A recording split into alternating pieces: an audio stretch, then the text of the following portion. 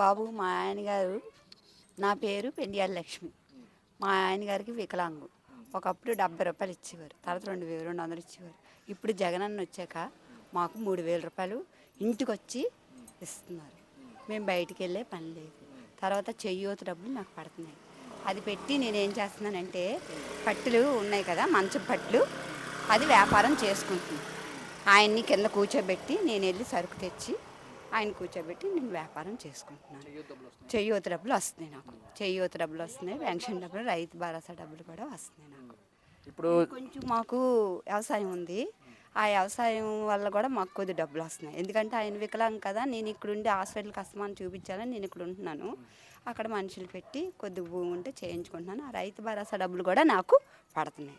ఆయన వల్ల అయితే మాత్రం నాకు ఏ ప్రాబ్లం లేదు. ఆయన వచ్చాక అన్నీ నాకు చెయ్యూతగానే అన్నీ అందుతున్నాయి మాకు.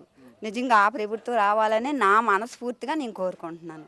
ఆయనే రావాలి. మళ్ళీ ఇలాంటివన్నీ మాకు ఎంతమందికో ఎన్నో ఎన్నో ఎంతమందికి అక్క చెల్లెలకి, అమ్మలకి, పిల్లలకి, పెద్దలకి అందరికీ మేలు చేయాలని నేను ఆయన రావాలనే కోరుకుంటున్నాను. Thank you.